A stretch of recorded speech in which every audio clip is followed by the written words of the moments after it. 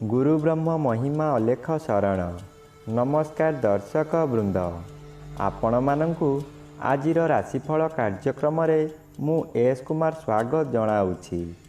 प्रतिदिन निजर राशिफल जानिबा पई गुरुकृपा यूट्यूब चैनल को सब्सक्राइब करंतु ओ पाखरे थिबा बेल आइकन को प्रेस करी ऑल नोटिफिकेशन ऑन करी दियंतु, जहा फल रे आमे जेते बेले वीडियो अपलोड करिवो प्रथमे आपण वीडियो देखि पारिबे।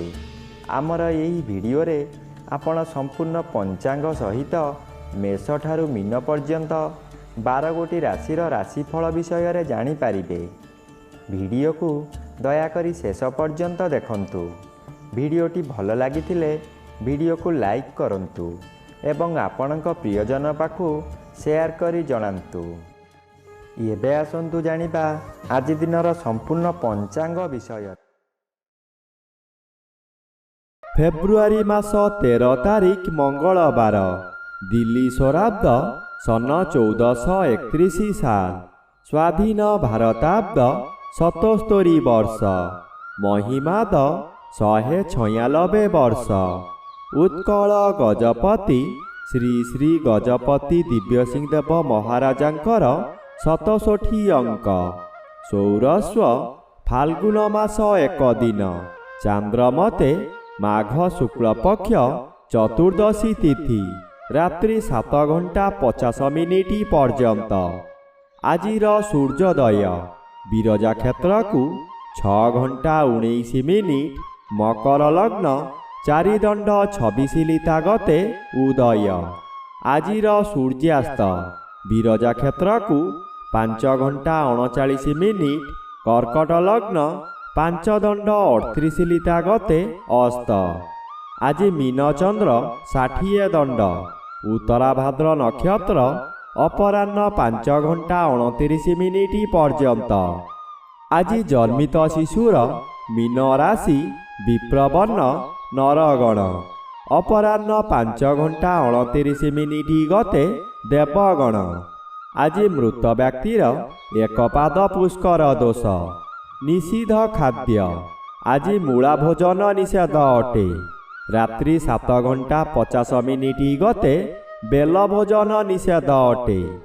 आजिर अमृत जोग दिबा 8 घंटा 43 मिनिट गते 11 घंटा 7 मिनिट मध्ये, दिबा 1 घंटा 31 मिनिट गते अपराह्न 3 घंटा 7 मिनिट मध्ये, अपराह्न 4 घंटा 23 मिनिट गते 5 घंटा 39 मिनिट मध्ये, संध्यारू रात्रि 6 घंटा 27 मिनिट मध्ये, रात्रि 8 घंटा 52 मिनिट गते 11 घंटा 16 मिनिट मध्ये, रात्रि 1 घंटा 39 मिनिट गते शेष रात्रि 3 घंटा 15 मिनिट मध्ये। आजिर महेन्द्र जोग नाही। आजिर काल बेला दिबा 1 घंटा 39 मिनिट गते अपराह्न 3 घंटा 13 मिनिट मध्ये। आजिर 12 बेला दिबा 7 घंटा 53 मिनिट गते 9 घंटा 27 मिनिट मध्ये। आजिर काल रात्रि रात्रि 7 घंटा 13 मिनिट गते 8 घंटा 47 मिनिट मध्ये।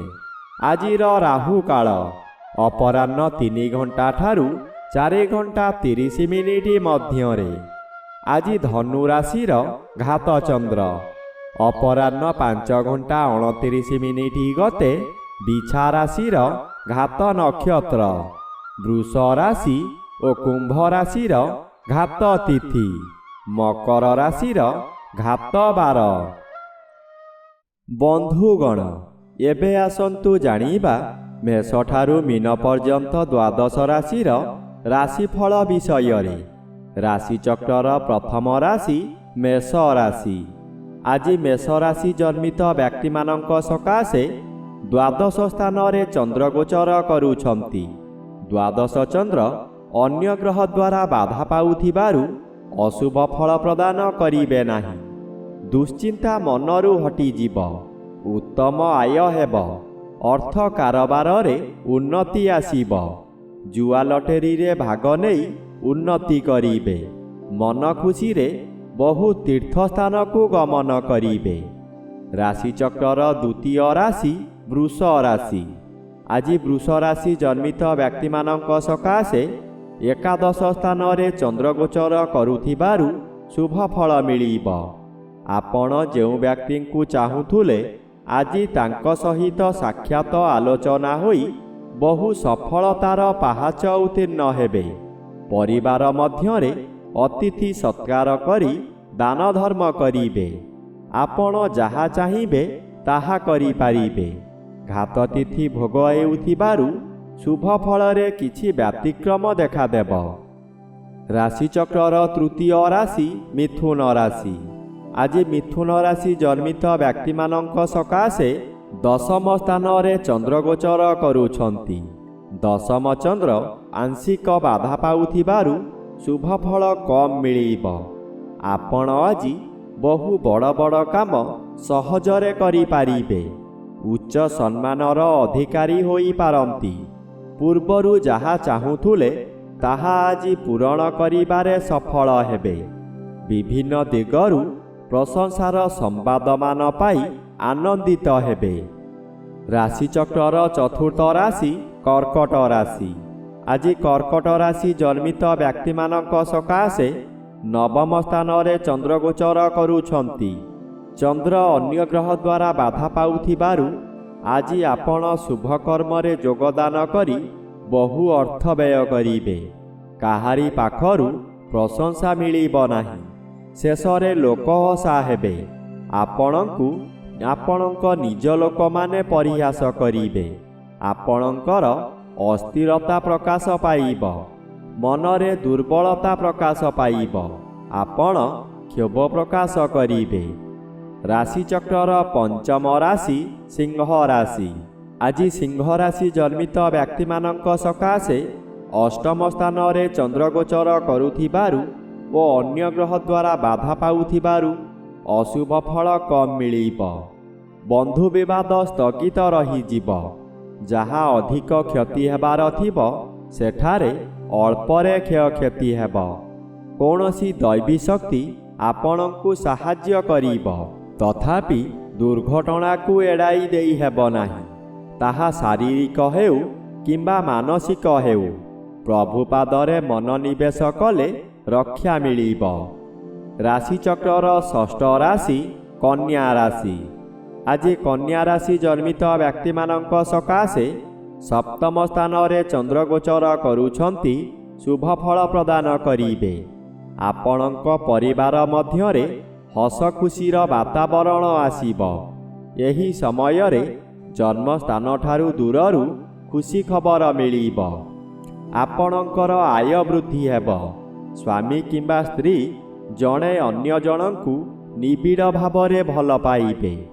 ଯାହା ବ୍ୟବସାୟ କରୁଛନ୍ତି ତହିଁରେ ଆଶାଠାରୁ ଅଧିକ ଆୟ ହେବ। ଭବିଷ୍ୟତ ସକାଶେ ସଞ୍ଚିତ ହେବ। ରାଶିଚକ୍ରର ଷଷ୍ଠ ରାଶି କନ୍ୟା ରାଶି। ଆଜି କନ୍ୟା ରାଶି ଜନ୍ମିତ ବ୍ୟକ୍ତିମାନଙ୍କ ସକାଶେ ଷଷ୍ଠ ସ୍ଥାନରେ ଚନ୍ଦ୍ରଗୋଚର କରୁଛନ୍ତି। ଚନ୍ଦ୍ର ଆଂଶିକ ବାଧା ପାଉଥିବାରୁ ଶୁଭ ଫଳ ମିଳିବ। ଆପଣଙ୍କ ପରିବାର ମଧ୍ୟରେ ଖାଲି ଆନନ୍ଦ ହିଁ ଆନନ୍ଦ ମିଳିବ। ଯେଉଁ କାମରେ ହାତ ଦେବେ ତହିଁରେ ସଫଳତା ପାଇବେ।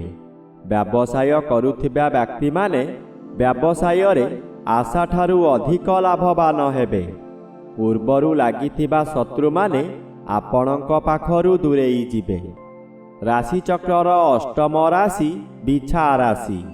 ଆଜି ବିଛା ରାଶି ଜନ୍ମିତ ବ୍ୟକ୍ତିମାନଙ୍କ ସକାଶେ ପଞ୍ଚମ ଚନ୍ଦ୍ର ଅନ୍ୟ ଗ୍ରହ ଦ୍ୱାରା ବାଧାପ୍ରାପ୍ତ ଅଛନ୍ତି। ଆପଣଙ୍କର ମନ ଅସ୍ଥିର ରହିବ। କଥା କଥାକେ ଆପଣ ରାଗିଯିବେ। ଶରୀର ଅସୁସ୍ଥ ରହିବ। ଦୁଃଖ ଯନ୍ତ୍ରଣାରେ ଜର୍ଜରିତ ହୋଇ ପଡ଼ିବେ। କରୁଥିବା କାର୍ଯ୍ୟରେ ବାଧା ଆସିବାରୁ ଆପଣ ହତାଶ ହୋଇପଡ଼ିବେ। ରାଗ ଶାନ୍ତ ନ କଲେ ବହୁ ଶତ୍ରୁ ସୃଷ୍ଟି ହେବେ।